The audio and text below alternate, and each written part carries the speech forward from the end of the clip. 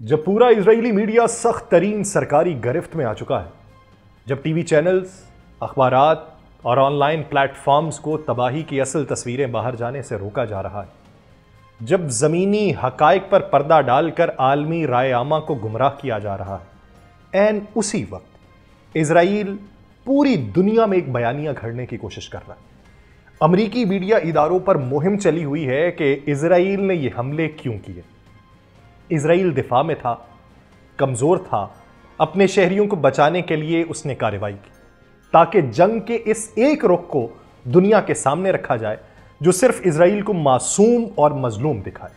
लेकिन इस सब के बावजूद एक ऐसी तहरीर वॉल स्ट्रीट जर्नल में शाया हुई जो जाहिर तो यह करती है कि इजराइल अब भी गालिब है, ईरान के पास मिसाइल खत्म हो रहे हैं, इजराइल ने तेहरान पर फजाई बरतरी हासिल कर ली है, मगर उन सतरों के बीच एक अनजाना खौफ छुपा बैठा है।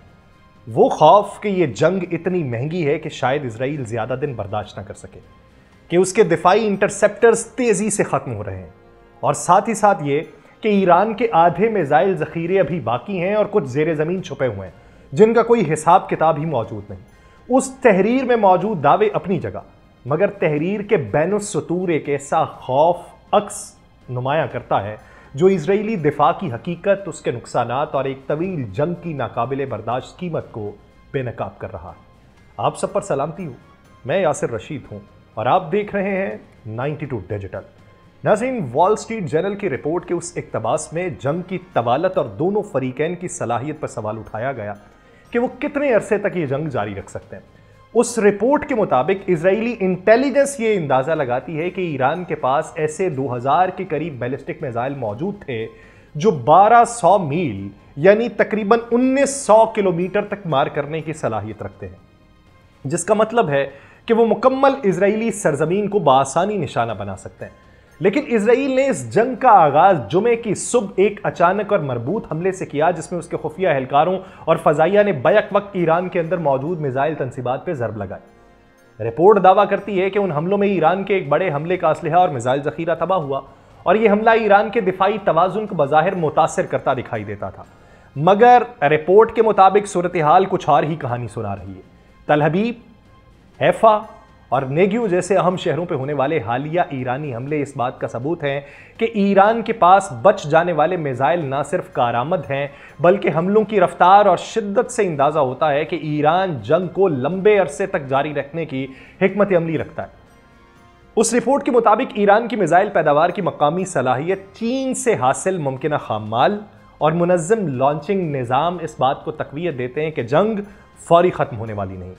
इजराइल का इब्तदाई हमला अगरचे अहम था, लेकिन उससे ईरान के रद्द-ए-अमल में कमी नहीं आई बल्कि शिद्दत में इजाफा हुआ, और यही इस जंग के अगले मरहले को निहायत खतरनाक और गैर मुतवक्के बना रहा है। उस इक्तबास से यह वाज़ेह होता है कि इजरायली हुक्काम दावा कर रहे हैं कि उन्होंने ईरान के मिसाइल हमलों की शिद्दत को खातिर खा हद तक कम कर दिया, और उनके मुताबिक अब तक ईरान अपने बाकी मानदा जखीरे से तकरीबन 400 मिसाइल दाग चुका है, जबकि इजरायली हमलों में ईरान के 120 मिसाइल लॉन्चर्स को तबाह कर दिया गया, जो कि लॉन्चिंग निज़ाम का इजराइल के मुताबिक तकरीबन 1/3 हिस्सा थे। और इजराइल पीर को यह ऐलान करता है कि उसने तेहरान की फजाई हुदूद पर वक्त से पहले फजाई बरतरी हासिल कर ली, जिसका मतलब यह था कि अब ईरान की जानिब से मजीद हमलों की सलाहियत को मजीद महदूद करने के वो काबिल है।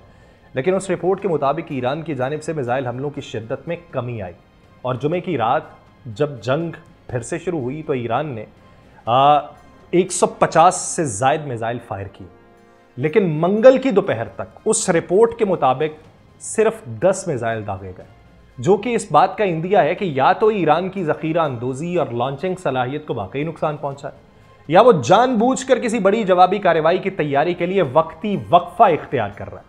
अगरचे इजरायली दावे बज़ाहिर ठोस दिखाई देते हैं उस रिपोर्ट के मुताबिक, लेकिन उसी रिपोर्ट में यह बात की गई है कि यह भी मुमकिन है कि ईरान अपने ज़खायर और हिकमत अमली को तब्दील करते हुए अगले मरहले के लिए मैदान तैयार कर रहा है, खुसूसन जब उसे खित्ते में अपने इत्तहादियों जैसे हिजबुल्लाह या फिर हशद अल शाबी की मदद हासिल हो। लेकिन जंग का मंजरनामा बदस्तूर गैर यकीनी और इंतहाई हसास है, और दोनों अतराफ की अस्करी बरतरी के दावे ज़मीन पर बदलती सूरत हाल से ही पूरी तरह साबित होंगे। फैबियन, जो international institute for strategic study से वाबस्ता एक अस्करी तजियाकार है, उसके मुताबिक उसी रिपोर्ट में लिखा है कि ईरान एक निहायत मुश्किल फैसला कुन मरहले में दाखिल हो चुका है और उसने ये लिखा कि ईरान के पास मिसाइलों की महदूद तादाद है और जिस शिद्दत से वो उन्हें इस्तेमाल कर रहा है उसे हकीकी वक्त में उनकी भरपाई करना मुमकिन नहीं है। और उसने इस हकीकत की तरफ इशारा किया है कि जुमे की रात ईरान ने जितने 150 मिसाइल दागे थे वो भी उस तादाद से कम है जितने उसने अक्टूबर में इसराइल पे फायर किए थे, जब ईरान ने हमास और हिजबुल्लाह के रहनुमाओं की इजरायली कार्रवाई में शहादत के जवाब में 200 मिसाइल दागे थे। उसके बावजूद इजरायली तज्जियाकार ये खबरदार करते हैं वही कि ईरान के निस्फ से ज्यादा मिसाइल अब भी महफूज है और उनमें से एक नामालूम तादाद यानी उन्हें पता ही नहीं कि तादाद कितनी है, वो जेरे जमीन जखायर में छुपी हो सकती है जो किसी भी वक्त दोबारा सामने आ सकती है। उसी में यह लिखा जाता है कि अगरचे इजराइल ईरान की हमलावर सलाहियत को खासी हद तक महदूद कर चुका है, मगर यह दिफाई कामयाबी बहुत महंगी साबित हुई।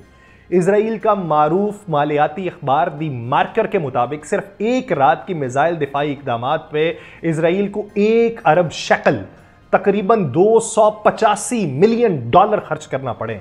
ये इक्तसादी दबाव जंग के तूल पकड़ने की सूरत में इजराइल के लिए पायदारी का एक बड़ा चैलेंज बन चुका है। लिहाजा जंग सिर्फ मिसाइलों और दिफाई निजामों तक महदूद नहीं बल्कि दोनों ममालिक को अपने ज़खायर, मईशत और हौसले के तवाजुन को भी मद्देनजर रखना होगा। उसी रिपोर्ट में लिखा जाता है कि ईरान की जानिब से मिसाइलों का कम इस्तेमाल या वक्ती तवक्कुफ है या उसकी कमजोरी की अलामत है और एक बड़ी कार्रवाई का पेश खैमा भी हो सकता है, जबकि इजराइल के लिए यह फैसला करना मुश्किल हो रहा है कि कब और कहां हतमी जरब लगाई जाए ताकि वो जंग को खत्म करने की जानिब बढ़ सके। अब वो खात्मे की बातें भी कर रहे हैं।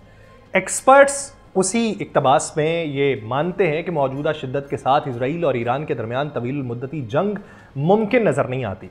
वाशिंगटन और तल अवीव की इंटेलिजेंस रिपोर्ट से आगाह एक जराए के मुताबिक अगर ईरान इसी रफ्तार से हमले जारी रखता है, छोड़िए कि ईरान के पास मिसाइल कितने, अभी इधर को आइए, तो इजराइल अपने मिसाइल दिफाई निज़ाम को ज्यादा से ज्यादा 10 से 12 दिन तक ही बरकरार रख सकता है।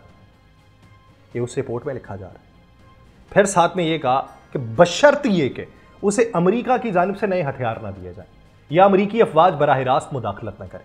मैं ये पहले ही अर्ज कर चुका हूं कि इस वक्त एक बयानिया जो है वो अमेरिका से इंडोर्स किया जा रहा है, अमेरिका के टेलीविजन चैनल से। तो उसमें यह भी बयानिया है कि देखें, इत्तहादी है हमारा इजराइल और वह 10 से 12 दिन तक ही जंग लड़ सकता है। तो अगर वह जंग हारता है तो इसमें अमेरिका का किरदार होगा कि अमेरिका ने उसका साथ नहीं दिया। उसी रिपोर्ट में यह भी लिखा जाता है कि उसके बाद इजरायली दिफाई निज़ाम में वो सकत बाकी नहीं रहेगी कि वो हर आने वाले मिसाइल को रोक सके। नतीजतन इजराइल को तरजीही बुनियादों पर तय करना पड़ेगा कि किस हदफ को बचाना है और किसको छोड़ देना है। और उस रिपोर्ट में यह भी लिखा जाता है कि ये निज़ाम पहले ही दबाव का शिकार हो चुका है और आने वाले दिनों में सूरत हाल मजीद संगीन हो जाएगी। और इजरायली दिफाई ज़खायर में कमी का मतलब यह है कि ईरान अगर अपने हमले जारी रखता है तो इसराइल को न सिर्फ अपने शहरी इलाकों बल्कि हसास तनसीबात के दिफा में भी चुनाव करना होगा। उसका मतलब है कि कुछ मिसाइल दिफाई निज़ाम के हाथों बच जाएंगे मगर कई दूसरे अहदाफ पर तबाही मुमकिन है। यह अस्करी बर्तरी का सवाल नहीं, ये इस हद तक पहुंच चुका है जहां इसराइल को फैसला करना होगा कि वो कब, कहां और किस हद तक दिफा करे। रिपोर्ट में यह भी लिखा जाता है कि ईरान के लिए भी अहम सवाल यह है कि वह कितने दिनों तक मजीद हमले जारी रख सकता है। इस तवाजुन के टूटने से जंग का रुख या तो मुकम्मल जंगबंदी की तरफ मुड़ जाएगा या एक बड़ी फैसलाकुन और खतरनाक कार्रवाई की तरफ। इजरायली माहिर तेलनबार के मुताबिक इजराइल में इस वक्त हमास के साथ जंगबंदी पे राजी हो गया था 2014 में, जब उसके फ़ज़ाई दिफाई इंटरसेप्टर्स ख़त्म होने के करीब थे, और यही सूरत हाल एक बार फिर पैदा हो चुकी है। इंटरसेप्टर्स का ज़ख़ीरा इजराइल में एक नहायत हसास मामला है, मगर अनबार ने वाज़े किया है कि मौजूदा जंगबंदी की तरफ मुमकिन दबाव बन सकता है। और इजराइल का दिफाई निज़ाम कई परतों के ऊपर मुश्तमिल है, जिसमें लो लेवल रॉकेट्स को रोकने के लिए आयरन डॉम, दरमियानी और तवील फासले के मिसाइलों के लिए डेविड स्लिंग और एरो सिस्टम्स और अमरीकी फराहम करदा महंगे पैट्रियट और थॉड मिसाइल सिस्टम्स शामिल हैं। मसला यह है कि ईरान के बैलिस्टिक मिसाइलों के खिलाफ आयरन डॉम बेअसर साबित होता है, क्योंकि ये मिसाइल आवाज की रफ्तार से कई गुना तेज रफ्तार से जमीन की फजाई हदूद में दाखिल होते हैं, जिन्हें सिर्फ महंगे एरो सिस्टम से ही रोका जा सकता है, जिसका एक मिसाइल तकरीबन $30 लाख में आता है। आयरन डॉम जो सस्ते और तेजी से तैयार होने वाले इंटरसेप्टर्स पर मुश्तमिल है, वो सिर्फ गजा से हमास के फायर करदा सादा रॉकेट्स के खिलाफ मौसर है, मगर ईरान के मिसाइलों के खिलाफ ये 9 mm पिस्तौल से फजा में मिसाइल मारने के मुतरादिफ है। ये इजराइल के अपने एक्सपर्ट्स लिख रहे हैं। उसी रिपोर्ट में यह भी कहा गया कि अब तक ईरान ने 400 मिसाइल दागे, जिनमें से सिर्फ 35 ने जमीन के ऊपर असर किया। और उसमें यह कहा गया कि इजराइल का इंटरसेप्शन रेट जो है वह 90% से ज्यादा रहा। ये इजराइल का इंटरसेप्शन रेट नहीं है, ये आप देखिए कि जब मिसाइल ईरान से फायर किए जाते हैं तो फिर समंदर के अंदर कहां कहां पर जहाज तैनात हैं जहां से रोकने की कोशिश की जाती है। वहां से बच निकले, आगे उर्दन आता है, फिर उर्दन से रोकने की कोशिश की जाती है। वहां से बच निकले तो फिर इजराइल के पिछले हिस्से पे समंदर से वहां पर जो जहाज तैनात है उससे रोकने की कोशिश की जाती है। वहां से भी वो बच निकले तो फिर उनका एरो 3 एरो 2 सिस्टम आता है। वहां से बच निकले फिर डेविड स्लिंग आता है। वहां से बच निकले फिर आयरन डॉम आता है। तो जब आपने इतनी जगहों के ऊपर लगाए हुए हैं और उसके बावजूद भी वो जाके गिरते हैं तो फिर ये इंटरसेप्शन रेट इजराइल का तो ना कहें, फिर तो ये इंटरसेप्शन रेट जो है ये आप कहिए कि 15 ममालिक का इंटरसेप्शन रेट है और 15 ममालिक की हिफाजत के बावजूद भी मिसाइल जो है अगर आप 35 तस्लीम करते हैं कि 35 जो हैं वो जाके लगें तो फिर आपका रेट क्या है? इजरायली हुकूमत के मुताबिक इन हमलों में 24 अफराद मारे गए, 600 से ज़ायद ज़ख्मी हुए। अब ये जो नैरेटिव अपनाया गया वहाँ पे उस पर भी किसी न किसी हद तक तो रोक लगाई गई। 24 अफराद नहीं है, सैकड़ों हलाकतें। और ताज़ा तरीन जो इतलात हैं मलबे के नीचे दबे हुए कितने अफराद हैं उसका मालूम ही नहीं। इस सब के बावजूद उस रिपोर्ट में ये लिखा जाता है कि इंटरसेप्टर्स के ख़त्म होने का ख़तरा हकीकत बन रहा है जो इजराइल को किसी मुमकिन जंगबंदी की तरफ धकेलेगा। यानी वो रिपोर्ट खुद कहती है कि इजराइल घुटने टेकेगा और कहेगा जंग बंद करो, क्योंकि वो एक ऐसी जंग लड़ रहा है जिसकी कीमत सिर्फ माली नहीं बल्कि अस्करी और नफ्सियाती भी है। जबकि दूसरी तरफ हकीकत के ऊपर अगर देखें, ईरानी हुकाम के दावे और मुबस्सरीन की रिपोर्ट्स के मुताबिक मौजूदा सूरत हाल में ईरान ने कुल तकरीबन 400 मिसाइल इजराइल की जानिब दागे। और ये जो इतलात हैं पाकिस्तानी मीडिया यानी शाहिदीन या बैनुल अक़वामी मुबस्सरीन उसकी तादाद में मुमासलत दिखाई देती है। हालिया तकाबुल से पता चलता है कि ईरान ने जंग के आगाज़ में 150 फेंके, मगर अगले चंद दिनों में मिसाइलों की तादाद का मौके रोज़ाना 10 तक पहुँच गई। लेकिन फिर ये कहा जाता रहा कि कभी 100 फेंके, कभी 200 फेंके, लेकिन तकरीबन एदाद शुमार जो है वो 370 से 400 के दरमियान है। और उसके पास अभी 1000 से 2000 ज़खायर में बाकी हो सकते हैं।